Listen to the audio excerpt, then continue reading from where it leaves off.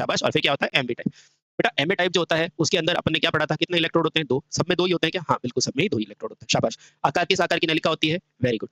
किसकी होती है? यू आकार की नलिका। तो ये सारी चीजें हमने पढ़ी थी। Good afternoon. ठीक है, फिर अपन ने इन सारे लैंपों के बारे में पढ़े थे। आगे जैसे जैसे जा रहे हैं ना, हम पागल नहीं है, हम इसलिए जा रहे हैं क्योंकि यहाँ पर लैंप की दक्षता बढ़ रही है, काम करने की उम्र बढ़ रही है। ठीक है, गैस डिस्चार्ज में सोडियम में हमने हाई प्रेशर पढ़ लिया था, आज पढ़ेंगे लो प्रेशर। ठीक है फिर ये सारी चीजें हमने पढ़ी थी। फिर हमने देखा था ये आयनिक डिस्चार्ज कैसे होता है। ठीक है, और फिर हमने देखा था कि एमए लैंप पे क्या यूज कर रहे थे, ट्रांसफार्मर यूज कर रहे थे। हाँ सर बिल्कुल याद आ गया, ये देखो। उसके बाद जो दूसरा लैंप आया था उसके अंदर अपन ने क्या यूज किया था सर? कॉइल यूज की थी, है ना। और फिर मरकरी वेपर के बारे में हमने पढ़ा था, एमए एमएटी और आपका एमवी लैंप, है ना। इसके अंदर अपन ने देखा था कि यहाँ पर अपन ने ट्रांसफार्मर को हटा दिया सोडियम के अंदर और अपन ने क्या यूज कर लिया, चौक कॉइल यूज कर ली। ठीक है, ये सारी चीजें हमने अच्छे से पढ़ी थी, है ना। फिर ये कैपेसिटर की रेंज मैंने आपको लिखाई थी जो आपको याद होनी चाहिए कि सर कौन सा कैपेसिटर कहाँ होता है, स्ट्रोबोस्कोपिक इफेक्ट किस में मिलता है। तो आप कहोगे सर जो एमए प्रकार का होता है उसमें स्ट्रोबोस्कोपिक इफेक्ट मिलता है। ठीक है, ये सारी थर्मल स्विच कहाँ मिलता है ना। मैं पढ़ाऊंगा जब सब चीजें आसान लगेगी, लेकिन जो चीजें मैं पकड़ा देता हूँ उसके बाद जो मैं टिक करूंगा बेटा वो चीजें याद कर लेना तुरंत के तुरंत, है ना। अभी आपको ये सब आसान लग रहा होगा क्योंकि मैं समझा रहा हूँ आपको, लेकिन इसको अगर एक बार और पढ़ लोगे तो आपके लिए हमेशा के लिए आसान हो जाएगा। ठीक है, लेकिन अगर नहीं पढ़ा एक बार तो फिर हमेशा के लिए मुश्किल हो जाएगा, क्योंकि ठीक है बस इतना ही गेम होता है और कुछ भी नहीं होता है। फिर उसके बाद ये छोटी छोटी चीजें हैं कि भैया स्टार्टर में कौन सी गैस यूज करते हैं, तो हमने पढ़ा था सर हीलियम गैस यूज करते हैं। इसे क्या कहते हैं, तो इसे ग्लो टाइप स्टार्टर कहते हैं। ठीक है, चलो अब आज बात करते हैं चौक। आप सबने चौक को देखा है? हाँ सर चौक को देखा है। ठीक है, ये चौक वही पुराने जमाने में जो आपकी ट्यूबलाइट आती थी ना, हाँ सर इस ट्यूबलाइट के इस हिस्से पर एक चौक लगी हुई होती थी। ये चौक कभी देखा है क्या होता है? नहीं देखा, कोई बात नहीं बेटा, चौक कुछ नहीं होता है, इसके अंदर भी क्या होता है सर, इंडक्टर ही होता है। चौक कुछ नहीं होता है, इसके अंदर क्या होता है, इंडक्टर होता है। अच्छा सर, तो इसका मतलब सर इधर इसका काम क्या है, आराम से ठंडे दिमाग से समझना, हर चीज समझा दूंगा। इसमें क्या होता है सर, इंडक्टर होता है, और इंडक्टर का बेसिक फंक्शन बताओ सर। बेसिक ये लैग कराता है किसको सर, धारा को, किससे, वोल्टेज से। तो कराओ ना बेटा। तो आप कहोगे वी ये रहा, आई ये रहा, तो इसका मतलब चौक का प्रारंभिक कार्य क्या है सर, केवल इसको चलाना नहीं, शुरुआती वोल्टेज देना भी क्या होता है, इंडक्टर का कार्य होता है। ठीक है, हाँ प्रणाम, खुश रहो बेटा। हाँ समझ में आया? आया। ये जो चीजें मैं आपको करा रहा हूँ ये आपको आसान अभी लगेगी, लेकिन जब एग्जाम में आएगा तो ये टफ हो जाएगी। उसका एक ही कारण है कि बस आपने एक बार नहीं पढ़ा, एक बार मन लगा के पढ़ लेना और जो जो पॉइंट कर रहा हूँ सब समझ लेना। यहाँ क्या है चौक, इसका मतलब सर जो ये ट्यूबलाइट है उसमें जो इंडक्टर था उसका काम क्या है, वोल्टेज को बढ़ाना। हाँ, शुरुआती वोल्टेज को भी यही बढ़ाता है। ठीक है, इसका मतलब सर ट्यूबलाइट को शुरुआत में वोल्टेज चाहिए। हाँ बिल्कुल चाहिए, क्यों? क्योंकि ट्यूबलाइट में भी तो क्या है सर, 2 इलेक्ट्रोड ही तो है, इनके बीच में ही तो गैस का आयनाइजेशन कराना है, और आयनाइजेशन के लिए वोल्टेज चाहिएगा। वो वोल्टेज कौन देगा? चौक देगी। बोलो बात समझ में आया? आया, सारी चीजें एकदम क्रिस्टल क्लियर। चलो अगला क्वेश्चन। तो देखो उच्च प्रेरकत्व के कारण, उच्च प्रेरकत्व वाला क्या होता है, ये एक इंडक्टर होता है। इसमें क्या होती है, लोहे की पत्तियों से लेमिनेशन की जाती है और इस तरह ये कार्य करता है। अब देखो सर ये तो समझ में आ गया, पर ये भी तो बताओ सर, इसमें ये जो इंडक्टर होता है उसमें आपने तो बचपन में ये बताया था ना कि यहाँ से धारा जाती है तो ये फ्लक्स बनता है, फ्लक्स ये कट करता है तो यहाँ पर ईएमएफ आता है। हाँ तो बताओ इंडक्टर में खुद में ईएमएफ आ रहा है क्या, इस ईएमएफ के कारण किसी दूसरे में ईएमएफ आ रहा है? तो आप कहोगे सर इसमें तो खुद में आ रहा है। जहां जहां 2 वाइंडिंग होती है जैसे कि ट्रांसफार्मर, वहां क्या होता है, परस्पर प्रेरण। और जहां एक ही वाइंडिंग होती है, ये देखो इंडक्टर एक ही वाइंडिंग है, हाँ तो भैया यहाँ कौन सा प्रेरण आएगा, स्व प्रेरण आएगा। इसी तरह भैया जब आप ट्रांसफार्मर की जो ऑटो ट्रांसफार्मर लोगे वहां पर भी कौन सा प्रेरण होगा, स्व प्रेरण होगा। एक वाइंडिंग मतलब स्व प्रेरण। तो अब मैं आपको बोलूंगा इस चौक का दूसरा नाम क्या है, तो आप बोलोगे बेलास्ट। अगला क्वेश्चन पूछूंगा कि बता चौक में कौन सा प्रिंसिपल काम कर रहा है, तो क्या बोलोगे, स्व प्रेरण, स्व प्रेरण। खत्म बात। इसका कार्य क्या है, तो भैया वोल्टेज बढ़ाना। सर इस वोल्टेज बढ़ाने से होगा क्या कि सर जो ट्यूबलाइट के अंदर जो गैस है ना उसका आयनीकरण होगा। बस इतना आपने याद कर लिया, मतलब आप चौक को जानने लगे। बस ठीक है, चलिए बहुत आसान होता है। ठीक है, तो देखो भैया ये चौक किस सिद्धांत पे काम करती है, तो ये स्व प्रेरण का कार्य करती है। ठीक है, अगला क्वेश्चन, इसका कार्य एसी परिपथ में वोल्टेज को घटाना तथा धारा के मान को नियंत्रित करना। एक मिनट रुको, वोल्टेज को बढ़ाना, शुरुआत में वोल्टेज को बढ़ाना, वोल्टेज ड्रॉप को घटाना, ऐसा कहते हैं। ठीक है, ये थोड़ा सा लिखने में मिस्टेक होगी। वोल्टेज को बढ़ाना तथा धारा मान को नियंत्रित करना होता है। ठीक है, अब सुनो, वर्तमान में इलेक्ट्रॉनिक चौक का प्रयोग किया जाता है जो कि स्टार्टर की जिसमें आवश्यकता नहीं होती है। और वर्तमान में आप जो भी चौक आप वर्तमान में ट्यूबलाइट लाते हो उसमें ना तो चौक की जरूरत है ना स्टार्टर की है, क्योंकि वो किस प्रकार की है, इलेक्ट्रॉनिक प्रकार की है। ध्यान रखना, इलेक्ट्रिकल मत बोलना, ये इलेक्ट्रॉनिक प्रकार की है क्योंकि उसमें एक आईसी लगी हुई होती है। ठीक है, हाँ तो वर्तमान में इन चौक के स्थान पर इलेक्ट्रॉनिक चौक यूज की जाती है और जिससे कोई भी स्टार्टर वगैरह की जरूरत नहीं होती है। ठीक है, इस इलेक्ट्रॉनिक परिपथ में, अब ये इलेक्ट्रॉनिक परिपथ है क्या उसको समझते हैं। यह इलेक्ट्रॉनिक परिपथ जो वर्तमान में यूज में लिया जाता है वह फ्लोरोसेंट ट्यूब में इलेक्ट्रॉनों का डिस्चार्ज प्रक्रिया करवाता है। कहां कराता है, उच्च वोल्टेज पर। जिस उच्च वोल्टेज को हम चौक की मदद से देते थे, अब चौक लगाने की जरूरत नहीं है, वो उच्च वोल्टेज कैसे मिल जाएगा आपको, उस इलेक्ट्रॉनिक सर्किट से मिल जाएगा। ठीक है, हाँ सर ऐसा करने से क्या हुआ कि जो पुराना आप चौक लगाते थे आज उस चौक को आपने हटाकर एक इलेक्ट्रॉनिक चौक लगा दिया, यानी एक आईसी चिप लगा दी। ठीक है, इससे क्या हुआ कि यदि यहाँ 100 रुपया खर्चा हो रहा था, अब यहाँ केवल 40 रुपया खर्चा हो रहा है। कहने का मतलब सामान्य चौक की तुलना में यह 40% कम खपत करता है। यानी कि आपका खपत पूछेगा इलेक्ट्रॉनिक आईसी में ज्यादा है या फिर आपका नॉर्मल चौक में ज्यादा है, तो बोलना चौक में ज्यादा खपत होती थी, यहाँ पर खपत क्या है, कम। ठीक है, इस चौक लगाने पर इसका पावर फैक्टर भी देखो बहुत अच्छा हो गया, कितना है, 0.9 है। तो आपको पूछेगा जो फ्लोरोसेंट लैंप होता है वो क्या होता है, पहला लो प्रेशर, दूसरा इसका पावर फैक्टर क्या होता है, तो नियर टू यूनिटी होता है, यूनिटी नहीं होता एग्जैक्ट, है ना। कितना होता है 0.98। अब देखो बाजार में ये आपको अलग अलग वाट क्षमता में मिलते हैं, यहाँ तक तो चौक वाले मिलते हैं 10, 20 और 40, लेकिन आजकल इलेक्ट्रॉनिक आ गया ना, तो एक और लेते हैं अपन 80 वाट तक उपलब्ध होता है, ठीक है। हाँ बोलो क्लियर हुआ क्या? हाँ सर। तो वर्तमान में ये अलग अलग प्रकार की ट्यूबलाइट्स आप यूज में लेते हैं, ठीक है। अब सर ये फ्लोरोसेंट के बारे में अपन ने क्या क्या पढ़ा, मैं एक बार लिख देता हूँ सारी चीजें तो आपको समझ में आ जाएगा। फ्लोरोसेंट सर ये क्या है, तो आप बोलोगे ये और कुछ नहीं, low pressure mercury vapour lamp है। अच्छा सर, सर इसके अंदर आप एक चौक का प्रयोग करते हैं। हाँ सर, इस चौक का दूसरा नाम क्या होता है, तो बोलना ब्लास्ट। आगे वाला क्वेश्चन कि बताओ ये चौक के सिद्धांत पे काम करता है, तो चौक जो है वो स्वप्रेरण के सिद्धांत पर काम करता है। सर इस चौक के द्वारा क्या होता है, तो शुरुआती वोल्टेज बढ़ती है, शुरुआती वोल्टता क्या होती है, बढ़ती है, ठीक है। उसके बाद अभी आधुनिक तौर पर कौन सी चौक यूज में ले रहे हैं, तो आधुनिक चौक का नाम क्या है, इलेक्ट्रिकल नहीं है, इलेक्ट्रॉनिक्स है। क्या है, इलेक्ट्रॉनिक्स चौक। इसकी मदद से से वोल्टेज बढ़ाने के लिए चौक की जरूरत नहीं होती, चौक की जरूरत नहीं होती, ठीक है। और खर्चा भी कितना हो जाता है, खर्चा केवल 40% हो जाता है, हो जाता है। क्या इतनी बात याद रख लोगे? हाँ सर बिल्कुल याद रख लेंगे, बिल्कुल आसान है, कोई बड़ी बात नहीं है, ठीक है। सब आपके डेली लाइफ से जुड़े हुए हैं, ठीक है। अब चलते आगे, कहाँ कहाँ मिलता है, तो 10, 20, 40 और 80 वाट में ये फ्लोरोसेंट लैंप उपलब्ध होते हैं। अब सर ये फ्लोरोसेंट लैंप, पहले वाला जो लैंप है वो देखने में कैसा होता था, तो इधर आओ। सबसे पहले इस तरह से एक कांच का एक ट्यूब दिखता था। हाँ सर दिखता था, ये कांच का ट्यूब मस्त दिखता था, है ना। अब बताओ हर किसी लैंप में कितने इलेक्ट्रोड होते हैं, 2। इधर भी कितने होंगे, 2, जिसे हम क्या बोलेंगे, फिलामेंट। ये रहा सर पहला और ये रहा सर दूसरा। सर इस फ्लोरोसेंट ट्यूब में जो इलेक्ट्रोड होते हैं उन्हें क्या बोला जाता है, फिलामेंट बोला जाता है, ठीक है। अच्छा, आप अक्सर देखते हैं कि जब आपके पास जो ट्यूबलाइट होती थी पुराने जमाने में, तो कभी कभी आप ऐसा देखते थे थोड़े समय चलने के बाद यहाँ पर ये इस तरह से कालापन आ जाता था। हाँ सर आ जाता था, और थोड़े समय बाद ये चलना बंद कर देती थी। तो आपको क्या बोलते थे कि भैया ट्यूबलाइट फ्यूज हो गई है। वो फ्यूज होने का मतलब क्या है, ये जो इलेक्ट्रोड है वो क्या हो जाता है, पूरी तरह से आयनीकृत हो जाता है, या कह सकते हैं पूरी तरह वाष्पीकृत हो जाता है, और इसका जो कालापन है वो हमें दिखाई देता है। अच्छा, तो आपको पूछा जाएगा कि अगर इसको बहुत ज्यादा वोल्टेज दे दिया जाए, जरूरत से ज्यादा, यानी कि रेटिंग से ज्यादा दे दिया जाए, तो ये क्या हो जाएगी, फ्यूज। वो आप जानते हैं, छोटी सी चीज है, ठीक है। अब देखो अगला क्वेश्चन, इसका जो एक भाग है उसको सप्लाई से जोड़ा जाता है, इसके बाद चौक, और चौक को इससे जोड़ा जाएगा। आराम से देखना, इसके पैरेलल में क्या लगा हुआ है, सर स्टार्टर लगा हुआ है, जिसके अंदर 2 पत्तियां होती हैं। जब ऑन होगा तो एकदम से मिलेगा, उसके बाद छोड़ देगा। तो कहने का मतलब है, आपको पूछेगा ये जो चौक है और ये जो आपका स्टार्टर है, ये एक दूसरे के कैसे लगे होते हैं, तो बोलना श्रेणी क्रम में, सॉरी समांतर क्रम में।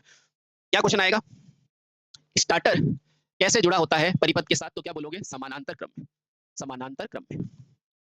स्टार्टर केवल किसके काम आता है, तो बोलना केवल स्टार्ट करने में काम आएगा, स्टार्ट करने में काम आएगा, में काम आता है। अब यदि ये एक बार स्टार्ट हो गई, तो उसके बाद स्टार्टर को हटा के दूसरी जगह भी लगाओगे तो कोई फर्क नहीं पड़ेगा, क्योंकि पूरा धारा यहां से कंप्लीट हो जाएगी। बोलो बात समझ में आई? आई। तो ध्यान रखना, यदि यदि एक बार ट्यूबलाइट, ट्यूबलाइट लिख देता हूं, कोई दिक्कत नहीं, ट्यूबलाइट चालू हो जाए तो फिर स्टार्टर अलग किया जा सकता है, किया जा सकता है। कब तक, जब तक इसको बंद नहीं करें। लेकिन अगर एक बार भी अगर ये ट्यूबलाइट आपने बंद कर दी, तो पुनः चालू करने के लिए आपको जरूरत होगी। तो अगला पॉइंट क्या लिखेंगे, यदि एक बार लैंप या ट्यूबलाइट बंद हो जाए तो पुनः चालू करने के लिए, तो पुनः चालू करने के लिए, चालू करने के लिए क्या जरूरी होता है, स्टार्टर जरूरी होता है, स्टार्टर आवश्यक है। यानी कि मैं ये समझ सकता हूँ स्टार्टर का यूज केवल और केवल चालू करने के लिए है, और किसी के लिए भी नहीं है, ठीक है। हाँ सर बिल्कुल सही बात है। अब अगला इंपॉर्टेंट क्वेश्चन आता है, सर मुझे तो ये बताओ इसके अंदर हम भरेंगे क्या, तो बताओ ये लैंप कौन सा है, तो आप तुरंत बोलोगे सर मुझे पता है ये लैंप हमारा कौन सा है, तो ये सर लैंप है मरकरी का। तो भैया इसमें भरोगे भी क्या, मरकरी। तो बहुत बढ़िया, इसके अंदर क्या भरा जाता है, सर मरकरी। और साथ में हर पहले लैंप में, चाहे वो आप गैस वाला इलेक्ट्रोड लैंप ले लो, चाहे सोडियम वाला ले लो, हर जगह अपन ने क्या भरा था, आर्गन। तो ध्यान रखना इसमें भी अपन क्या डालते हैं, मरकरी और आर्गन डालते हैं, ठीक है। अब क्या होगा, जैसे इसके अंदर मरकरी भरी है, तो भैया जैसे ही वोल्टेज दोगे, ज्यादा वोल्टेज दोगे, तो यहाँ पर दोनों इलेक्ट्रोडों के बीच में इसका आयनाइजेशन होगा। आयनाइजेशन से आयन बनेंगे, किसके आयन बनेंगे थोड़ा गला खराब है, इसके आयन बनेंगे मरकरी के, और मरकरी के जैसे आयन बनेंगे तो साथ में इलेक्ट्रॉन आएंगे, और वो इलेक्ट्रॉन तेजी से टकराएंगे और क्या उत्पन्न करेंगे, प्रकाश। ये इसका क्या है, फिनोमेना। अब ध्यान रखना इसके अंदर, ये तो आपको सारी चीजें समझ में आ गई, ठीक है सर। क्या क्या भरा जाएगा अंदर सर? मरकरी और साथ में आर्गन। ठीक है सर। ये क्या है सर? स्टार्टर। स्टार्टर में कौन सी गैस है? तो बोलोगे हीलियम। कौन सी गैस है सर? हीलियम। जो कैसी रंग की रोशनी देगी? तो बैंगनी गुलाबी रंग की रोशनी देगी। ठीक है। ये क्या है? AC supply. किसको दी? चौक को। चौक ने क्या बढ़ाया? वोल्टेज। वोल्टेज से क्या हुआ? आयनाइजेशन। आयनाइजेशन से क्या हुआ? इलेक्ट्रॉन निकले। इलेक्ट्रॉन निकल के टकराएंगे किससे? आर्गन से। आर्गन से और इन पार्ट के मटेरियल से टकराएंगे और टकराने पर प्रकाश देंगे। इतना ही काम है। स्टार्टर केवल चालू करने के लिए काम आता है। पूछेगा स्टार्टर के अंदर कौन सी गैस है? तो बोलना हीलियम। इसी के कारण बैंगनी रंग का प्रकाश दिखता है अपने को। इसके अंदर क्या क्या है? तो मरकरी और आर्गन। अब इंपॉर्टेंट पॉइंट है, ये जो आपका ट्यूब है उसकी लंबाई पूछी जाती है तो कितनी होती है? तो बोलना 30 से लेके 150 सेंटीमीटर तक। 30 से लेके 150 सेंटीमीटर तक। सारे इंपॉर्टेंट पॉइंट मैंने कवर किया। ध्यान रखना, सामान्यतः अपन कौन सी ट्यूबलाइट यूज करते हैं? 40 वॉट की। ठीक है, जिसकी लंबाई कितनी होती है? 120 सेंटीमीटर। क्वेश्चन कैसे पूछेगा सर? क्वेश्चन पूछेगा आपको सीधा सीधा कि आपके घरों में जो 40 वॉट की लैंप यूज की जाती है ट्यूबलाइट, उसकी लंबाई कितनी है? तो आंसर आएगा 120 सेंटीमीटर। और आपको ये भी पता होना चाहिए, क्योंकि अब मैं आपको आगे जाके कैलकुलेशन भी सिखाऊंगा, तो आपको पता होना चाहिए 1 मीटर में कितने सेंटीमीटर होते हैं? तो आप बोलोगे 100 सेंटीमीटर। इसलिए 1 सेंटीमीटर बराबर क्या होता है? तो बोलोगे 1/100 मीटर, है ना? हाँ। तो जब यहाँ पर इसको कैलकुलेट करेंगे तो आएगा 1.2 मीटर। ठीक है, तो ऐसे भी दे सकता है। अब क्वेश्चन क्या क्या पूछता है? क्वेश्चन पूछेगा 40 वॉट ट्यूबलाइट की लंबाई कितनी है? तो क्या बोलोगे? 120 सेंटीमीटर। Most important. अच्छा सर, एक तो आपने 20 वॉट भी तो बताई थी। हाँ बताई थी ना। तो बताओ वो इससे ज्यादा होगी कि कम होगी? तो स्वाभाविक सी बात है कम होगी। ठीक है, और कितनी कम होगी? अभी आप पढ़ के आए हो 30। ठीक है, हाँ। तो भैया इससे कम होगी, तो जो भी कम वाला ऑप्शन है वो लगा देना। ठीक है। अच्छा सर 80 वाला भी तो है। हाँ सर 80 वाला भी है। तो इसके बाद 80 वाले के लिए इससे ज्यादा वाला ऑप्शन लगा देना। लो 150 लगा दिया। ठीक है, हाँ। इस तरह से छोटे छोटे क्वेश्चन पूछे जाएंगे। यानी कि अगर वॉट कम होगा तो ट्यूबलाइट का साइज छोटा होगा, वॉट ज्यादा होगा तो ट्यूबलाइट का साइज बड़ा होगा। खत्म बात। अच्छा सर, ये साइज वाला लफड़ा तो हमने वहां पे भी देखा था। M A lamp, mercury lamp, MV lamp. हाँ, एमवी लैंप मर्करी वेपर में क्या था? 125 वाट। उसका साइज कितना था? 5 सेंटीमीटर। याद आया? हाँ बिल्कुल वही है। अब सुनना, तो ये चीज हमें समझ में आ गई कि सर अगर इसके पास वाला क्वेश्चन भी पूछेगा तो हम बता देंगे कि 60 वाट का होगा तो 120 से ऊपर वाला ऑप्शन होगा। ठीक है। अगर सर हमें ये पूछे कि सामान्यतः सामान्यतः इसलिए पढ़ना अलग होता है बेटा, ढंग से पढ़ना अलग बात होती है। सामान्यतः ट्यूब लाइट की अगर लंबाई आपको पूछे तो कितनी बताओगे? 120 सेंटीमीटर। और सामान्यतः ये वोल्टेज पूछे कि भैया कितना वोल्टेज होता है, तो क्या बताओगे? 40 वाट। ठीक है, हाँ। ये आप बहुत अच्छे से ध्यान रखना, वैसे लिखा भी होगा मैंने। ठीक है, ओके। अगला क्वेश्चन, सर ये जो हमारी ट्यूबलाइट है इसका ये कोई ना कोई व्यास भी तो है? हाँ बिल्कुल है। इसको भी पढ़ते हैं। तो ध्यान रखना, अगला जो टॉपिक है वो क्या है? इस कांच इस कांच की नली का व्यास कितना होता है? 2 से लेकर 4 सेंटीमीटर के आसपास होता है, यानी कि 2 या 4 सेंटीमीटर की ये नली होती है। ठीक है। इसके आंतरिक भाग पर मैग्नीशियम टंगस्टन की परत होती है। इंपॉर्टेंट है नहीं। और ध्यान रखना, आंतरिक सतह पर पराबैंगनी किरणों का परावर्तन होता है। ये भी आपका कोई इंपॉर्टेंट है नहीं। आपको इसका प्रिंसिपल जरूर ध्यान होना चाहिए, इतना ध्यान रखना। ठीक है, ओके। अब क्योंकि सर ये क्या है? लो प्रेशर है ना। हाँ, तो ध्यान रखना, इसके अंदर 2.5 mm की मरकरी वाष्प भरी जाती है। ये अलग बात है कि ऑपरेशन हमेशा 1 mm पर ही हो जाता है इसका, लेकिन इतना ध्यान रखना कितने mm की है? 2.2 mm की मरकरी वाष्प भरी जाती है। ठीक है, लो प्रेशर पर। चलो, किसके साथ भरी जाती है? तो आर्गन। ये मैं आपको पढ़ा चुका हूँ। ठीक है। अब ये इंपॉर्टेंट है, अगेन स्टार लगा लेना कि कार्यरत अवस्था में 40 वॉट अगर आपकी ट्यूबलाइट चल रही है तो उसका प्रतिरोध फिक्स है। आपको घर में जो मिल रही है वो वोल्टेज फिक्स है। हाँ सर है। तो ध्यान रखना, इसके अंदर करंट पूछा जाता है, लगभग कितनी होती है? तो बोलना 430 मिली एम्पियर फ्लो होती है। तो मैंने क्या क्या डेटा बता दिए सर? मैंने ये डेटा बता दिया कि सबसे पहले आपको जो फ्लोरोसेंट ट्यूब है, फ्लोरोसेंट, या आप लो प्रेशर मरकरी बोलो ताकि आपको याद रहे, लो प्रेशर मरकरी लैंप। सबसे पहला क्वेश्चन, अगर सामान्यतः की बात करें तो ये डेटा ध्यान रखना, क्योंकि ये पूछता है, क्योंकि ये आप यूज करते हो। ठीक है। सामान्यतः वाट पूछे तो बोलोगे 40 वाट। सामान्यतः आपको लंबाई पूछे तो आप क्या बोलोगे? सर 120 सेंटीमीटर, और इसको लिखते हैं 1.2 सेंटीमीटर। सामान्यतः सामान्यतः इसमें आपको अगर वो पूछे व्यास कितना होता है, व्यास पूछे तो व्यास सामान्यतः कितना होता है? सर 2 सेंटीमीटर का। अच्छा, और इसको चाहे तो आप पूरा भी याद कर सकते हो, 2 से 5 सेंटीमीटर। और एक आपको पूछेगा लगभग धारा, लगभग धारा, लगभग धारा। वो धारा कितनी हो जाएगी? सर ये हो जाएगी 430 मिली एम्पियर। सर यहाँ से क्या मैं टोटल प्रतिरोध भी निकाल सकता हूँ? हाँ निकाल सकते हो। भैया ओम का नियम पढ़ा है, V बराबर आई आर? हाँ सर पढ़ा है। यहाँ से R निकल जाएगा। भैया घरों में आने वाली वोल्टेज कितनी होती है? सर 230। बटे में क्या करोगे? धारा, धारा कितनी है? 430। और मिली का ऊपर चला जाएगा, यानी कि 10 की घात 3। ठीक है। सॉल्व करने के लिए इसको मैं लगभग 0 ले लूँ। हाँ सर 0 ले लिया। जैसे ही 0 लिया तो 2 0 से 2 0 कट गए, और देखो कितना बचेगा? 230 बटे में 4। इसको कैलकुलेट कर लेना, यानी इतना प्रतिरोध है आपकी ट्यूबलाइट के पास। ठीक है, लेकिन इसकी जरूरत नहीं पड़ेगी, लेकिन मैंने थोड़ा आइडिया के लिए आपको बता दिया। आपको पूछेगा जो 40 वॉट का लैंप है उसके लिए आपके लिए लगभग धारा कितनी होगी? तो 430 मिली एम्पियर। डेटा आपको याद होना चाहिए, इसके अलावा कोई भी उपचार नहीं है। ठीक है। अब इसकी दक्षता, सर इसकी दक्षता क्या होती है? 60 ल्यूमेन होती है, यानी कि आपके जैसे जैसे आगे जा रहे हो आपकी दक्षता भी बढ़ रही है। ठीक है। इसकी कार्यकारी आयु पूछेगा तो 7000 घंटे चलती है, बहुत अच्छी चलती है, और 7000 घंटे तक इसकी कार्यकारी दक्षता होती है। ये तो याद रह जाता है। ठीक है। अब मुझे ये बताओ सर, ये जो पदार्थ जो चमका है उसमें तो हमने प्रदीप्ति पढ़ा था। हाँ, तो प्रदीप्ति क्या होता है? किसी भी सतह पर जो प्रकाश पड़ता है उसके कारण जो आपका प्रकाश उत्पन्न होता है, जिससे वो चीजें दिखाई देता है, उसे प्रदीप्ति कहते हैं। तो वास्तव में क्या होता है मामला? वास्तव में इनके भीतर ऐसा पदार्थ डाला जाता है, फ्लोरोसेंट पदार्थ, जिससे इलेक्ट्रॉन टकराने पर वैसा प्रकाश मिलता है। सर कैसे? जैसे अभी आपने पढ़ा था ना, जब मैंने बोला था ये काम का नहीं है, वही चीज। आप बाजार वगैरह में जाते हो? हाँ सर जाते हैं। बाजार वगैरह में जाते हो तो देखते हो, मेले वगैरह में देखे? हाँ सर देखे। मेले में कौन कौन सी कलर की ट्यूबलाइट देखी है? हाँ सर, वहां तो हमने लाल भी देखी है, गुलाबी भी देखी है, हरी भी देखी है, देखिए ना। हाँ, तो बस यही आपका पदार्थ है, फ्लोरोसेंट पदार्थ, जो इसके भीतर भरा जाता है। तो भैया ये जो आपको मैं याद कराया था ना, तो बोला यहाँ नहीं याद करो, वो इसलिए क्योंकि भैया फ्लोरोसेंट पदार्थ के बारे में आपको जानकारी होनी चाहिए। ठीक है। अच्छा, सबसे पहले आपको पूछेगा कि अगर मुझे इस ट्यूब के द्वारा नीले रंग का प्रकाश उत्पन्न करना है तो क्या लेंगे? Calcium tungsten. ठीक है। अगर मुझे नीले सफेद रंग का प्रकाश यूज करना मतलब दिखाना है तो भैया क्या लेंगे? Magnesium tungsten. सर मुझे हरे रंग का प्रकाश उत्पन्न करना है ट्यूबलाइट में से तो क्या लेंगे? Zinc silicate. सर मुझे पीले और गुलाबी रंग का लेना है तो क्या लेंगे? Cadmium silicate. सर मुझे गुलाबी लेना है तो कैडमियम बोरेट, है ना। और ये आपका तरंग दैर्ध्य है क्योंकि इसी से तो दिखती है विबग्योर से। क्या सर मुझे ये पांचों याद करने हैं? तो देखो सच बताऊं आपको, जितनी बार एग्जाम में क्वेश्चन आया है, आज तक जितने भी एग्जाम में क्वेश्चन आया है, पिछले 10 साल का रिकॉर्ड है ना, आपको केवल ये एक डेटा याद होना चाहिए और ये एक डेटा याद होना चाहिए। इसके अलावा अगर ये दोनों याद है तो ये वाले आप गलती से भी गलत नहीं करोगे। ठीक है। हाँ सर कैसे? क्योंकि आपके ऑप्शन में ये ऑप्शन तो 100% होंगे। ठीक है, आ गया तो। अदरवाइज तो आपको डायरेक्ट पूछेगा कि बताओ ट्यूबलाइट में हरे रंग का प्रकाश उत्पन्न करना है तो क्या यूज करेंगे? Zinc silicate. क्या यूज करेंगे? Zinc silicate. और गुलाबी रंग का होता है तो कैडमियम बोरेट। ये बहुत इंपॉर्टेंट दोनों है और अदरवाइज आपके दोनों ऑप्शन से एलिमिनेट कर सकते हैं। ठीक है, क्लियर क्लियर। सर ये कैसे याद करेंगे? ये भी तो परेशानी है। अरे कोई परेशानी नहीं है, आप जबरदस्ती परेशानी बना रहे हो। देखो मैंने क्या याद नहीं कराया था विबग्योर? हाँ सर कराया था, हम तो भुलक्कड़ हैं। हाँ तो कोई बात नहीं। क्या मैंने आपको याद नहीं कराया था ये कितना होता है? हाँ सर थोड़ा याद तो आ रहा है, लगभग 3800 के आसपास। वेरी गुड, यही तो है। सर ये याद आ रहा है क्या? हाँ सर याद आ रहा है। कितना होता है? आपने याद कराया था, लगभग भूल गए सर। लगभग 7800 लिख दूं? हाँ लगभग लिख दो। अच्छा मुझे बताओ ग्रीन के लिए मैंने क्या बताया था? 5000 बताया था। हाँ तो वही तो है, ये ग्रीन कलर ही तो है जिसका कितना है? 5000। खत्म हो गया।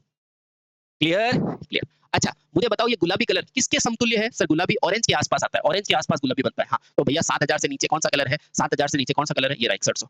यानी कि अगर आपने शुरू में विबग्योर अच्छे से पढ़ा है तो भैया किसी के काका जी की हिम्मत नहीं है कि आपको क्वेश्चन गलत करा दे। ठीक है, आपको अगर क्वेश्चन पूछ लिया कि यदि आप एक टेक्नीशियन हो और आपको हरे रंग का प्रकाश उत्पन्न करना है तो बताओ उसकी वेवलेंथ कितनी होगी? आपके मुंह से निकलेगा सर 5600 होगी। खत्म बात। आपको पूछेगा यदि आप एक टेक्नीशियन हो और आपको बैंगनी रंग का प्रकाश यूज करना है तो बताओ वेवलेंथ कितनी होगी? तो जो भी 4000 के पास ऑप्शन हो लगा दिया जाना। ठीक है, ओके। तो यानी कि सर ने क्या बोला? सर ने बोला दो चीजें आपको याद होनी चाहिए। एक, हरे रंग का प्रकाश कौन यूज करे कौन बनाएगा? तो जिंक सिलिकेट। सर गुलाबी रंग का कौन बनाएगा? तो कैडमियम बोरेट। ये दोनों चीजें याद रखनी है, बाकी सारी चीजें अपने आप क्लियर हो जाएगी। ठीक है, चलो तो मैं उम्मीद करता हूं यहां तक आपने सीख लिया होगा। चलो क्लियर। अब अगला लैंप जो आता है वो आता है नियॉन लैंप। क्या आता है भैया? Neon lamp. ओके सर देखो नियॉन के बारे में मैं आपको बताता हूँ कि अभी तक जितने भी लैंप थे उनकी कंस्ट्रक्शन इंपॉर्टेंट थी, उनकी वर्किंग इंपॉर्टेंट थी, अभी भी इंपॉर्टेंट है, लेकिन जो इंपॉर्टेंट है उस पर ज्यादा फोकस करना है आपको। ठीक है, नियॉन लैंप। अच्छा सर पहला इसको क्या कहते हैं? सर इसे कहते हैं कोल्ड कैथोड। Cold cathode. अरे सर ये कोल्ड कैथोड तो है, इसको कोल्ड क्यों कहते हैं? इसको ठंडा क्यों कहते हैं? अच्छा देखो अपन कोई भी किसी की पर्सनैलिटी देखते हैं तो किसी की पर्सनैलिटी देख के आपको गुस्सा आता है ना, और किसी की पर्सनैलिटी को आप देख के कहते हैं ना ये तो थोड़ा कूल आदमी, अच्छा आदमी। कूल यानी कि क्या होता है? अच्छा, देखने में अच्छा लगे। अच्छा सर तो देखने में आपको ट्यूबलाइट से क्या मतलब है? अरे मतलब है आप मार्केट में जाओगे और आपके पास अलग अलग ट्यूबलाइट्स लगी हुई है ना, अलग अलग विज्ञापन लगे हुए हैं, तो आप उन विज्ञापन को ज्यादा देखोगे ना जिसके अंदर की लाइट जो होती है बहुत ज्यादा कोल्ड है ना। हाँ कहने का मतलब है अच्छी दिखती है, सुलभ दिखती है। अच्छा तो सर यहाँ क्या है? यहाँ वही बात है, इसे कोल्ड कैथोड इसलिए कहते हैं क्योंकि अन्य लैंपों के मुकाबले इसके लिए टेम्परेचर जो होता है वो कम होता है, इसलिए इसको बोलते हैं कोल्ड कैथोड। जैसे से आगे बढ़ेंगे चीजें और ज्यादा खुलने लगेगी। ठीक है सर, तो इसका नाम क्या है? नियॉन लैंप, है ना। और इसके अंदर ये जो डिटेक्टर लगा हुआ है ना, इसको कहते हैं neon detector. Same to same ध्यान रखना, ये जो कहाँ यूज किया जाता है? तो विज्ञापन में। सीधा सीधा क्वेश्चन आता है, कहाँ यूज किया जाता है? विज्ञापन में। ओके हाँ सर, आओ थोड़ा सा पढ़ लेते हैं, कोई दिक्कत नहीं। अच्छा सर इसमें प्रेशर कितना रखेंगे? तो ध्यान रखना लो प्रेशर नहीं, इसमें भी हाई प्रेशर ही रखते हैं लेकिन टेम्परेचर कम होता है। ठीक है, ओके। आओ तो देखो यह भी एक कांच की बल्ब होती है। ठीक है, इसमें भी दो इलेक्ट्रोड होते हैं। हाँ जो एक दूसरे के पास स्थापित कर दिए जाते हैं। सर कहाँ पे? थोड़ा बताओ तो। ये देखो भैया एक इलेक्ट्रोड दो इलेक्ट्रोड एक दूसरे के पास मैंने स्थापित कर दिए। ठीक है, ओके। सर बल्ब में भैया इसमें भी गैस है, और कौन सी गैस है? सर आप कैसी बात कर रहे हो जब आपने क्या हो रहा है गले को? आप सर कैसी बात कर रहे हो जब आपने मरकरी पढ़ा है तो मरकरी गैस भरी थी। अच्छा सोडियम भरा है तो सोडियम गैस भरी थी। वो अलग बात है कि हाई प्रेशर में हाई थी और लो प्रेशर में लो थी। अच्छा तो सर नियॉन लैंप क्या ऊपर से धोना है? नियॉन लैंप में कौन सी गैस होगी? सर यही गैस होगी, नियॉन गैस। तो इसमें नियॉन गैस भरी जाती है, कितने एमएम पे भरी जाती है? 10 एमएम पर। मेरा उद्देश्य केवल पढ़ाना नहीं है, मेरा उद्देश्य समझाना भी है। ठीक है, इसलिए मैं आपको सारी चीजें बता रहा हूँ। तो इसमें 10 एमएम पर नियॉन गैस भरी जाती है और सेम टू सेम प्रोसेस है। इसमें भी अपन वोल्टेज देंगे, वोल्टेज देने पर गैस आयनाइज होगी, आयनाइज होने पर वो इधर उधर घूमेगी, घूमने के बाद प्रकाश उत्पन्न करेगी और वही प्रकाश आपको दिख जाएगा। खत्म बात।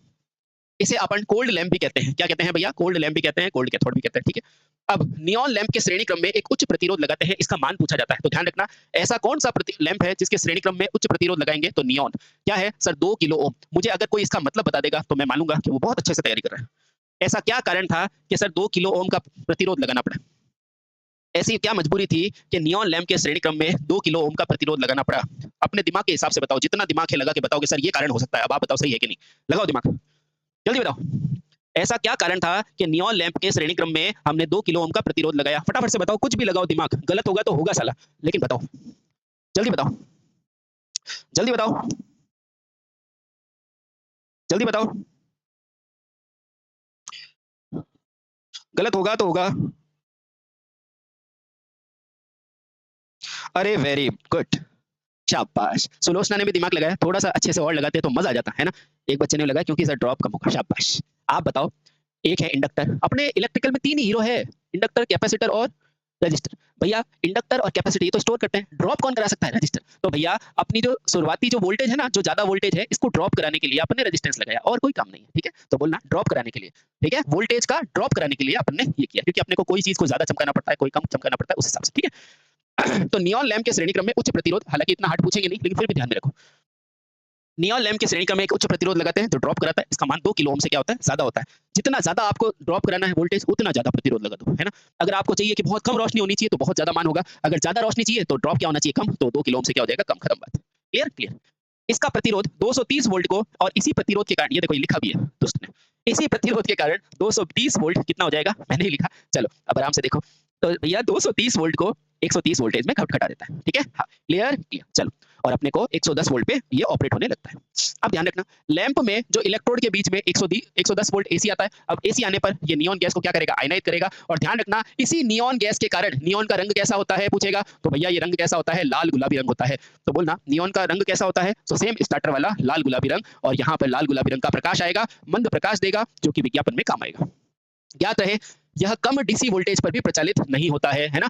और उच्च डीसी मान के लिए ऋण इलेक्ट्रोड का आकार धन से अलग करते हैं। अब थोड़ा सा यहाँ ध्यान रखना कि सर इसको एसी पे यूज करेंगे या डीसी पर, है ना? चलो इसको मैं आपको थोड़ा समझा देता हूँ। नियॉन लैंप में क्या क्या याद रखना है? सर इसके अंदर लैंप होगा, इस लैंप के आगे 2 इलेक्ट्रोड होंगे। हाँ सर। इस लैंप के भीतर में कौन सी गैस होगी? सर नियॉन गैस होगी। अच्छा सर। इस नियॉन गैस का प्रेशर कितना होगा? तो 10 mm होगा। इतना याद हो गया? हाँ सर। अब इस लैंप के श्रेणी क्रम में हम क्या लगाते हैं? सर 2 किलो ओम का प्रतिरोध। ये क्या करता है कि सर जो बाहर से जो हमने दिए ना 230 वोल्ट, इसको पलट के ड्रॉप करा देगा वोल्टेज का, और 110 वोल्टेज मिल जाएगा।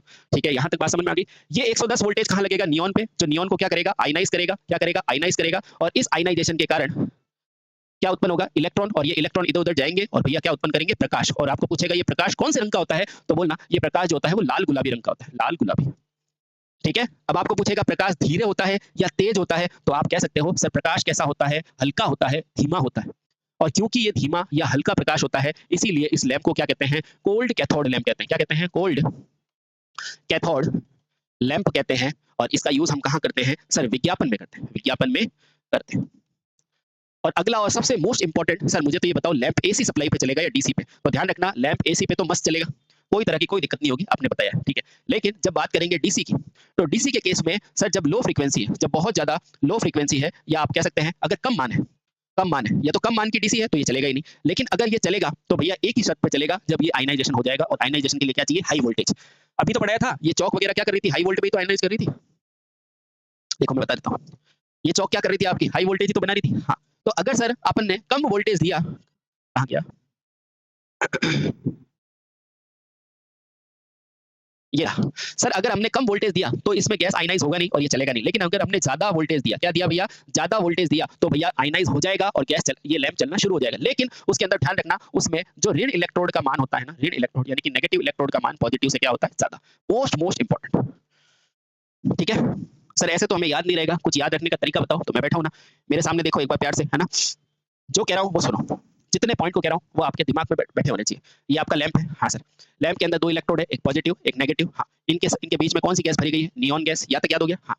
मुझे बताओ, ये कोल्ड कैथोड है तो वोल्टेज इसमें से धीरे प्रकाश आएगा, धीरे प्रकाश आएगा तो वोल्टेज कम चाहिए, ताकि वोल्टेज कम आए। और वोल्टेज का ड्रॉप कराने के लिए इसके सीरीज में क्या लगाया? प्रतिरोध। कितने का लगाया? 2 किलो ओम का। ठीक है सर, इतनी बात समझ में आ गई। अच्छा, अब यही बीच में जो नियॉन गैस है वो आयनाइज होगी, आयनाइज होने के बाद इलेक्ट्रॉन बनाएगी, इलेक्ट्रॉन के बाद प्रकाश देगी। कौन से कलर का देगी? तो बोलोगे लाल गुलाबी रंग का प्रकाश देगी। याद हो गया? बस इतना ही तो है और कुछ नहीं है। अच्छा, सर ये एसी पे चलेगा या डीसी पे? तो एसी पे तो आपको पता ही है सीधा-सीधा चल जाएगा। लेकिन सर ये डीसी पे क्या होगा? तो भैया आप सभी को पता है गैसों के आयनाइजेशन के लिए वोल्टेज ज़्यादा होना चाहिए। तो अगर कम वोल्टेज का डीसी होगा तो ये चलेगी नहीं। लेकिन अगर ज़्यादा वोल्टेज का डीसी होगा तो चलेगी, लेकिन एक शर्त पे चलेगी, इसका नेगेटिव इलेक्ट्रोड क्या होना चाहिए? बड़ा होना चाहिए। अब क्वेश्चन आना चाहिए सर नेगेटिव क्यों बड़ा होना चाहिए? ताकि आपकी फंक्शनिंग अच्छे से हो जाए, ठीक है? हाँ, क्योंकि जो भी कोल्ड कैथोड होगा उसमें नेगेटिव ज़्यादा होगा। आगे चल के मैं जब कार्बन का पढ़ाऊँगा तो वहाँ पॉजिटिव का ज़्यादा करेंगे सप्लाई देने के लिए, ठीक है? इतनी चीज़ें आपको याद होनी चाहिए, बहुत इंपॉर्टेंट है, ठीक है? तो ये आपके नियॉन लैंप हो गया कंप्लीट। अब इस नियॉन लैंप का ही एक पार्ट आता है जिसे अपन कहते हैं neon sign lamp. Same to same है, कुछ नहीं है। आपने अक्सर ऐसे विज्ञापन देखे होंगे, जैसे मान लो मेरा नाम है ना? जैसे कहीं पर महेश लिखा हुआ है, जैसे कहीं पर आपके महेश लिखा हुआ है ना? अब ये महेश के अंदर कहीं मुझे यहाँ पर ये लाइट दिखानी है ना? कहीं पर मुझे मान लो यहाँ पर ये व्हाइट लाइट दिखानी है ना? कहीं पर मुझे ग्रीन दिखानी है। इस तरह से ये विज्ञापन लगा हुआ रहता है, ठीक है? तो ये वास्तव में क्या यूँ ही बना हुआ रहता है क्या? नहीं, इस पूरे को शब्द बनाने से पहले हाँ, बिल्कुल, सेफ्टी के लिए भी यूज़ कर सकते हैं, एक ही बात है वो, है ना? हाँ, सेफ्टी के लिए भी कह सकते हैं, एक ही बात है। पर एग्ज़ैक्ट मतलब क्या है मैंने आपको बता दिया। अब देखो, ये जो महेश नाम लिखा हुआ है वो ऐसे ही लिखा हुआ है क्या? नहीं, पहले क्या ऐसे लिखते हैं? नहीं, आप समझो जो अपने दिवाली के अंदर जो लड़ियाँ लगाते हैं ना लंबी-लंबी, वो कैसी आती है? एक साथ आती है ना, फिर उसको मोड़ के अपन घर पे कुछ भी लिख सकते हैं, है ना? ठीक उसी प्रकार से पहले एक नली के अंदर, एक नली के अंदर क्या किया जाता है? चीज़ों को मोड़ के लगाया जाता है, उसके बाद ये बनती है। तो ध्यान रखना अगर महेश नाम भी लिखना है ना, तो उसके लिए इतना बड़ा नली चाहिए कि उस नली का साइज़ पूछा जाता है, 1 से 5 मीटर की लंबी नली होती है, ठीक है? हाँ, ये मीटर है, सेंटीमीटर नहीं है, ठीक है? ओके। और 10 से 20 एमएम का इसका क्या होता है? व्यास होता है ताकि नाम अच्छे से दिख जाए, ठीक है? हाँ, व्यास यानी कि मोटाई। तो आपको ये पूछा जाता है कि नियॉन साइन लैंप की नली की लंबाई कितनी होती है? तो बोलोगे 1 से 5 मीटर। और अगर सर और बड़ा नाम है तो क्या करेंगे? है ना? तो फिर अपन चीज़ों को जोड़ना पड़ेगा, बस वही है। उसके बाद 1 से 5 मीटर की एक नली होती है और उसकी मोटाई पूछेगा तो 10 से 12 एमएम 10 से 20 एमएम की होती है, ठीक है? फिर नली को अक्षरों की तरह मोड़कर हम क्या बना देते हैं? विज्ञापन बना देते हैं, ठीक है? चलो, इतना डेटा बहुत है। अब ये रहा, जैसे यहाँ लिखा है नियॉन ट्यूब लिखा हुआ है, ये इससे जुड़ा हुआ है, यहाँ से एक ट्रांसफार्मर लगा हुआ है, कैपेसिटर है, जैसे ही ऑन करेंगे, ऑन करते ही रिएक्टिव ट्रांसफार्मर है, वोल्टेज बढ़ाएगा, वोल्टेज बढ़ाते ही इसके भीतर क्या गैस, कौन सी गैस है बोलो? Neon gas. ये नियॉन गैस आयनाइज होगी और इसको चमका देगी, बस इतना ही प्रिंसिपल है। तो पूछा जाएगा क्या नियॉन गैस जो नियॉन लैंप है उसमें जो नियॉन साइन लैंप बनाया जाता है क्या उसमें ट्रांसफार्मर का यूज होता है? होता है सर, ठीक है? अगर आपके पास बहुत बड़ा नाम है तो उसके लिए आपके लिए ट्रांसफार्मर चाहिएगा, अदरवाइज कोई सा भी काम चला देता है, ठीक है? चलो, अब सर इसका अब देखो आपको विज्ञापन है, कम समय में खत्म हो जाएगा ऐसा तो नहीं चाहिए ना? तो इसके लिए भैया इसकी कार्यकारी उम्र पूछी जाती है, कितनी होती है? 10,000 घंटे। कितने घंटे? 10,000 घंटे। चलो अब दूसरा है कार्बन आर्क लैंप, बहुत अच्छे से ध्यान रखना। अब देखो, ये क्या है? Carbon arc. इससे पहले हमने क्या पढ़ा था? Neon lamp. Sir neon lamp के अंदर और इसमें मेजर फ़र्क क्या होता है? मेजर फ़र्क बता रहा हूँ जो आप अपनी कॉपी में लिखना। एक होता है नियॉन और एक कार्बन, बहुत इंपॉर्टेंट है। डीसी के लिए इसमें पॉजिटिव इलेक्ट्रोड क्या रखते हैं सर? बड़ा। और नेगेटिव इलेक्ट्रोड क्या रखते हैं? छोटा, ठीक है? कार्बन के लिए जस्ट उल्टा हो जाता है, नेगेटिव इलेक्ट्रोड जो रखते हैं वो रखते हैं बड़ा, नियॉन के लिए नेगेटिव बड़ा और पॉजिटिव छोटा। और कार्बन के लिए पॉजिटिव इलेक्ट्रोड बड़ा रखते हैं और नेगेटिव क्या रखते हैं? छोटा। ये बहुत इंपॉर्टेंट क्वेश्चन है, अच्छे-अच्छे बच्चे नहीं कर पाते, ठीक है? हाँ, ऐसे भी याद रख सकते हैं, वो कोल्ड है, ठंडा है इसलिए पॉजिटिव कम, ठीक है? चलो दो इलेक्ट्रोडों के बीच की दूरी पर कितने एमएम 1.5 एमएम से 6 एमएम का एयर गैप रखते हैं और इसके बीच में हम सेम टू सेम क्रिया करते हैं जो एटमॉस्फेरिक प्रेशर के बीच में, जहां यहाँ पर ये नियॉन गैस थी उसको आयनाइज किया था, अब यहाँ पर क्या है? हम आर्क उत्पन्न करते हैं, आर्क उत्पन्न करने के बाद प्रकाश उत्पन्न करते हैं। पूछा क्या जाएगा सर इसमें सिद्धांत क्या है? तो आर्क का सिद्धांत काम में आता है। जो कार्बन आर्क लैंप है ना उसमें आर्क का सिद्धांत कैसे सर? देखो, अगर इन इलेक्ट्रोडों की दूरी को मैंने बहुत ज्यादा कर दिया तो क्या आर्क उत्पन्न होगी क्या? नहीं। आर्क उत्पन्न करने के लिए दूरी क्या होनी चाहिए? कम। आर्क उत्पन्न करने के लिए एयर गैप की दूरी क्या होनी चाहिए? कम। अब देखना बहुत अच्छे से, बेसिक इलेक्ट्रिकल के कंसेप्ट यूज आएंगे यहाँ पर। इनके बीच की दूरी क्या है सर? डी। अच्छे से देखना। और मैंने बाहर से वोल्टेज क्या दिया है सर? वी दिया है, बहुत अच्छे से। तो इन दोनों के बीच में अगर मुझे आर्क उत्पन्न करनी है तो भैया विद्युत क्षेत्र की तीव्रता ई आएगी। बोलो ई का फॉर्मूला क्या होता है? तो आप बोलते हो सर वी बटे में टी। दूरी जितनी कम होगी उतनी ही क्या होगी? विद्युत क्षेत्र की तीव्रता ज्यादा होगी और आर्क उत्पन्न होगी, ठीक है? तो ये दूरी कितनी होती है सर? 1.5 से 6 एमएम। कितनी होती है सर? ये तो 0.001 से लगाकर इतने मीटर से लगाकर 0.006 मीटर तक इतनी कम दूरी होती है इन दोनों इलेक्ट्रोडों के बीच में, ताकि जल्दी से क्या उत्पन्न हो जाए? आर्क उत्पन्न हो जाए और आर्क लैंप का सिद्धांत आ जाए। पूछेगा आर्क लैंप के सिद्धांत पे काम करता है तो भैया ये आर्क के सिद्धांत पर ही काम करता है। सेम टू सेम है, ये आपका एक इलेक्ट्रोड, ये दूसरा इलेक्ट्रोड। अब देखो अंतर क्या था? नियॉन लैंप के अंदर अगर मान लो ये मेरा क्या था? नेगेटिव इलेक्ट्रोड, तो छोटा सा क्या था? पॉजिटिव इलेक्ट्रोड नियॉन लैंप में। लेकिन इसमें पॉजिटिव इलेक्ट्रोड बड़ा होता है और नेगेटिव इलेक्ट्रोड छोटा होता है। ये इसकी कम दूरी रखी जाती है आर्क उत्पन्न करने के लिए। कितना होता है? 1.5 से लेकर 6 एमएम तक की दूरी रखी जाती है। जैसे ही इसको वोल्टेज देंगे और यहाँ बेलास्ट लगा हुआ है। बेलास्ट का मतलब क्या है? इंडक्टर। ये इंडक्टर क्या करेगा? वोल्टेज बढ़ाएगा और जितना वोल्टेज बढ़ाएगा तो ई बराबर क्या होता है? वी बटे में डी। वोल्टेज बढ़ाएगा तो तीव्रता बढ़ेगी और यहाँ क्या उत्पन्न होगी? आर्क। आर्क से हमें क्या दिखेगी? लाइट। खत्म बात। समझ में आ गया? आ गया। इलेक्ट्रोड पर 40 से 60 वोल्ट की डीसी का विभवांतर दिया जाता है और इसके बीच में आर्क उत्पन्न की जाती है और इस तरह से ये चमकता है, ठीक है? चलो अब क्वेश्चन इंपॉर्टेंट, मैंने क्या बताया था, नियॉन में क्या बड़ा होता है, नेगेटिव इलेक्ट्रोड, यहाँ क्या होगा, पॉजिटिव इलेक्ट्रोड। देख लो लिखा हुआ है साफ साफ कि प्रकाश में, एक मिनट ये रहा, ये भी नहीं है, इसमें लिखा हुआ नहीं, चलो कोई बात नहीं, मैं आपको बता देता हूँ।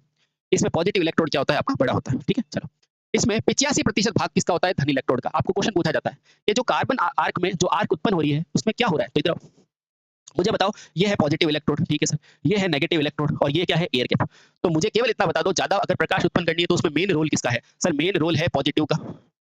तो भैया मेन प्रकाश भी इसके कारण ही आएगा, 85% प्रकाश कौन देगा, पॉजिटिव इलेक्ट्रोड, ठीक है सर। 10% कौन देगा, सर नेगेटिव। इसके बाद आपको कौन सा दिख रहा है, ये वाला, तो ये देगा 10% प्रकाश, और ये क्या देगा, 5% प्रकाश। तो जो 100% कार्बन में जो प्रकाश आता है कार्बन लैंप में, उसमें 85% आता है पॉजिटिव का, 5% आता है एयर गैप का, और 10% आता है नेगेटिव इलेक्ट्रोड का। अच्छे से देख लेना, याद कर लेना, ठीक है।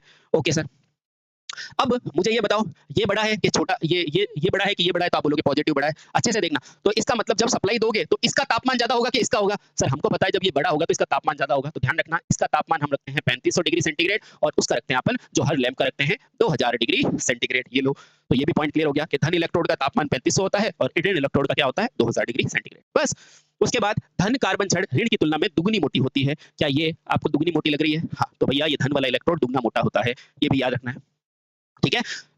बाकी ब्लास्ट लगाते हैं और ये सारी चीजें आप जानते हैं, क्योंकि भैया आर्क से उत्पन्न हो रही है तो ल्यूमेन कम होता है 80। सिनेमा घरों के प्रोजेक्टर में, सर्च लाइट में आज भी इसका यूज किया जाता है, ठीक है। गला यार बहुत जाम है, चलो तो एक बार मैं आपको रिवाइज करा देता हूँ, ठीक है। हाँ इधर आओ, रिवाइज करा देता हूँ। सबसे पहले नियॉन, नियॉन के अंदर जो डेटा आप भूलोगे ना वो मैं याद करा देता हूँ। सबसे पहले नियॉन साइन ट्यूब से ही चालू करते हैं, साइन ट्यूब,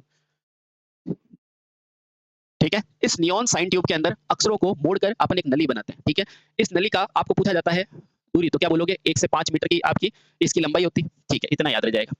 उसके बाद ध्यान रखना, इसके अंदर अपन क्या यूज करते हैं, सर ट्रांसफार्मर, ठीक है। इधर आ जाओ, कार्बन लैंप, जो आप भूलोगे मैं वही याद करा रहा हूँ, कार्बन लैंप। कार्बन लैंप के अंदर अपन क्या करते हैं, आर्क का सिद्धांत काम में लेते हैं, आर्क का सिद्धांत।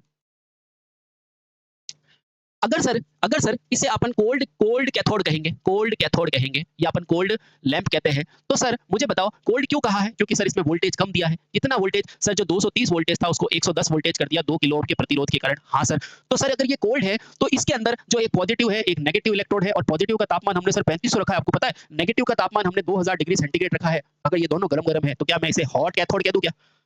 तो ध्यान रखना, कार्बन लैंप को हॉट कैथोड या फिर हॉट लैंप भी बोलते हैं। ये लो भैया, ठीक है। ओके सर, सर इसके अंदर आपको पता है जो डीसी लो पे तो काम करता नहीं, लेकिन हाई फ्रीक्वेंसी पे जो पॉजिटिव होता है और नेगेटिव होता है, इसमें नेगेटिव वाला इलेक्ट्रोड बड़ा होता है और भैया पॉजिटिव वाला इलेक्ट्रोड क्या होता है, छोटा होता है। हाँ सर, इसमें जस्ट उल्टा होता है, पॉजिटिव वाला इलेक्ट्रोड तो बड़ा होगा और नेगेटिव वाला क्या होगा सर, छोटा होगा। हाँ सर, सर एक चीज और भी पता है, इसके अंदर जो पॉजिटिव इलेक्ट्रोड का साइज होगा ना वो दुगना होगा, किससे, नेगेटिव से। अच्छा सर, सर और टेम्परेचर मैंने आपको बता ही दिया, ठीक है, ये सारी चीजें आप जानते हैं। एक चीज और ध्यान रखना, कार्बन लैंप में सर जो 100% प्रकाश आता है ना, वो किस किस के कारण आता है, तो देखो एक तो पॉजिटिव इलेक्ट्रोड में, एक नेगेटिव, और एक आपके गैप के कारण आता है, एयर गैप के कारण आता है। सबसे बड़ा ये है, तो 85% रोशनी आती है पॉजिटिव इलेक्ट्रोड से,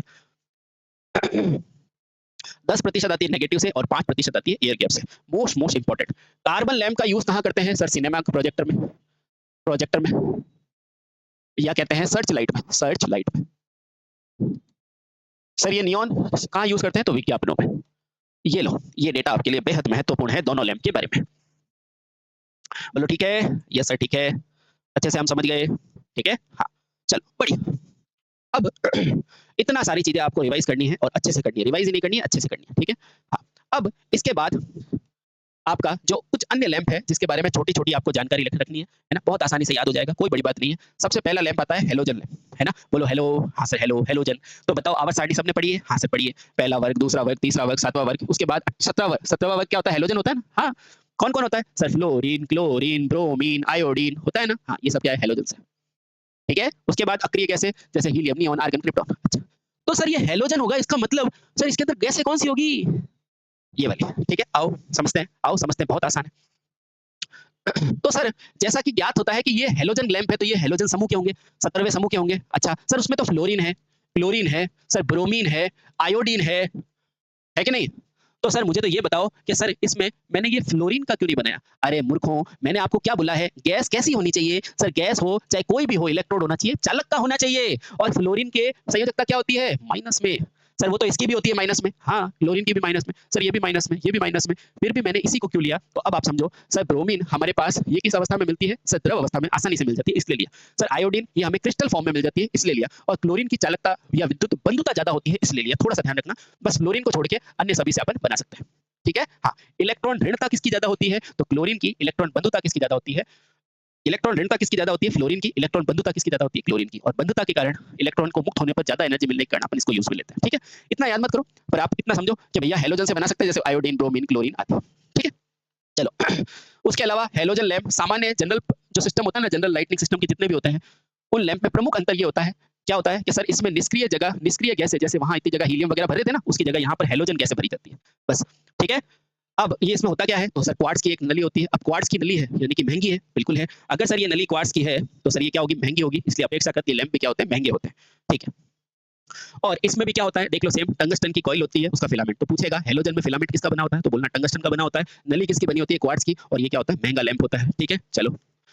लैंप में हैलोजन गैस का प्रमुख लाभ ये होता है कि टंगस्टन में वाष्पीकरण के बाद ये पुनः जमा कर देता है। आजकल जैसे रीयूजेबल सेल चल रहे हैं ना, कि यूज करने के बाद वापस चार्ज कर सकता है। तो अब ध्यान रखना कि जो नॉर्मल लैंप थे, जहां अक्रिय गैसें थी, वहां पर जो फिलामेंट वाष्पीकृत हो गया था, उसको वापस से नहीं लाया जा सकता था। लेकिन हैलोजन लैंप में प्रमुख लाभ यह है कि टंगस्टन का जो वाष्पीकरण का अणु है, पूरा जमा हो जाता है, फैलता नहीं है। कहने का मतलब ये है कि अगर मान लो ये लैंप है, तो वो इधर-उधर फैलेगा नहीं, वो एक जगह क्या हो जाएगा? जमा हो जाएगा टंगस्टन का पूरा, ठीक है? हाँ, तो इसको लंबे समय तक अपन यूज कर सकते हैं, इतना लाभ है इसका, ठीक है? तो सर इसकी दक्षता कितनी होती है? तो वही 25 से 30 हो जाएगा। और सामान्य लैंप की तुलना में क्योंकि इसका फिलामेंट पुनः एकत्रित कर लिया जाता है, इसलिए भैया जीवन काल भी क्या होता है? दुगना होता है। अब जब जीवन काल दुगना है, तो क्या हो जाएगा? ये लैंप ऑब्वियसली बात है कॉस्टली होगा, थोड़ा महँगा होगा, ठीक है? बाकी वोल्टेज तो सेम सिंगल फेज पे एसी पे चल सकता है। 300 वाट, 500 वाट, 1000 वाट की क्षमता का बनाया जा सकता है। क्यों? क्योंकि इसमें गैसों की जगह हमने क्या यूज़ किया? हैलोजन। इसका प्रयोग हवाई अड्डों पर करते हैं, प्रदर्शनियों में करते हैं। और ज़्यादातर कहाँ करते हैं? हवाई अड्डे वगैरह के अंदर जब एक सरी की लाइटें लगी हुई होती है ना, वो सब हैलोजन लाइट्स होती है, ठीक है? चलो इसी तरह ये छोटा सा लैंप है, जिसे कहते हैं कॉम्पैक्ट फ्लोरोसेंट लैंप। आजकल घरों में आप ये खूब सारे देखते हैं, है ना? हमें ऐसे लैंप की जरूरत हुई जो छोटे हो, ज्यादा प्रकाश दे, ज्यादा कम खपत करे, उसके लिए अपन ने फ्लोरोसेंट लैंप बनाए। सीधा सा ध्यान रखना, ये फ्लोरोसेंट के सिद्धांत पे काम करता है। अंदर एक गैस भरी हुई रहती है, जिसको टकराने के बाद लाइट उत्पन्न होती है, खत्म। अब ये वाली आपको जो पूछा जाता है, ये अन्य लैंपों के अंदर आपको ये जरूर पूछा जाएगा कि फ्लोरोसेंट लैंप की क्षमताएं कितनी होती है। तो बोलना ये 3 वाट का भी बनता है, 5 वाट, 9 वाट, 11 वाट, 14 वाट, 18, 22। ये तो बेटा आपको छोटा सा याद ही करना पड़ेगा, इसमें मैं आपकी मदद नहीं कर पाऊंगा, लेकिन फिर भी जो क्रैश कोर्स है ना, उसमें मैंने इसको याद करने की एक ट्रिक बताई है, उसको देख लेना, ठीक है? चलो चले ये याद कर लेना। और वर्तमान में इनकंडक्टेंट की तुलना में 50 से 60% शक्ति भी खपत कम करते हैं, सस्ते पड़ते हैं और ज्यादा चलते हैं। ये सारे इसके यूज है, ठीक है? इनकंडक्टेंट की तुलना में 8 से 10 गुना प्रकाश भी ज्यादा देते हैं, पैसा भी क्या रखता है? कम होता है। सर बुक में गलत है? नहीं नहीं, बुक ही तो है ये, आपकी बुक ही तो है। ये बुक का ही डेटा है, ये बुक का ही डेटा है ना? हाँ, ये बुक का ही डेटा है बेटा, है ना? तो निश्चिंत रहो, सेम टू सेम बुक्स। ये बुक की एक एक लाइन क्लियर करा रहा हूँ मैं आपको, और कुछ नहीं। और ध्यान रखना 18 वाट का होता है, और बाकी ये सारी चीजें आप जानते ही हैं। इसको याद कर लेना, 3, 5, और यहाँ पर अगला क्या आना चाहिए? देखो 3, 5 और फिर यहाँ पे ऐसे याद कर लेना 9। फिर कैसे याद करोगे? सर 11, 11 के बाद 14, 18, फिर 22, 28, 32, 42 और 8, 8 को यहाँ लिख देना, ठीक है? ऐसे छोटा सा आप डेटा बना के याद कर लेना, 1-2 बार लिखोगे याद हो जाएगा। 3 वाट, 5 वाट, 9 वाट, 8 वाट, 11 वाट, या इस तरह से याद कर लेना, हो जाएगा, ठीक है? हाँ, इसको थोड़ा सा पास में लिख के याद कर लेना, हो जाएगा। अब इन लैंपों की कीमत अन्य लैंपों से क्या होती है? अधिक होती है, ये आप जानती हैं। अब चलते हैं एलईडी। एलईडी यानी कि लाइट एमिटिंग डायोड। तो वर्तमान में halogen lamp, sodium vapour lamp आदि के साथ-साथ एलईडी का प्रयोग करते हैं। एलईडी के लिए एक क्वेश्चन हमेशा हर एग्जाम में पूछा जाता है, इसके कार्यकारी घंटे। भैया एलईडी 50,000 घंटे तक चलती है। ये मोस्ट इंपोर्टेंट है, और कुछ पढ़ो नहीं पढ़ो, ये जरूर पढ़ना, एलईडी 50,000 घंटे तक चलती है, ठीक है? 15 वाट से 350 वाट तक का बनाया जा सकता है, ठीक? हाँ, इसकी दक्षता भी अच्छी होती है और शक्ति गुणांक 0.95 नियर टू यूनिटी होता है। अब प्रकाश व्यवस्था, अब जो छोटा सा टॉपिक है, मैं उसको आपको बता देता हूँ, है ना? या बेटा रुको, इधर से मैं कल पढ़ा दूंगा आपको अच्छे से, है ना? हाँ, तो इसके बाद 300, 500, 100 वाट हो सकता है, 1000 होना चाहिए, मतलब कौन सा वाला? सर प्लीज बुक का डेटा, नहीं नहीं, ये सब ऑथेंटिक है बेटा, है ना? हाँ, फिर मैं देख लूंगा एक बार। चलो, तो यहाँ तक हमने पढ़ लिया, यहाँ तक मैंने, और मेरे को एक बार बता देना लैंप कौन सा है, तो फिर मैं उसके हिसाब से देख लूंगा, ठीक है? चलो, तो यहाँ तक अपन ने पढ़ लिया। अब सजावटी व्यवस्था क्या होती है, फिर 2-3 क्वेश्चन है, उसके बाद मैं न्यूमेरिकल सॉल्व कराऊंगा अगले लेक्चर में, और आपका प्रतिदीप्ति कंप्लीट हो जाएगा।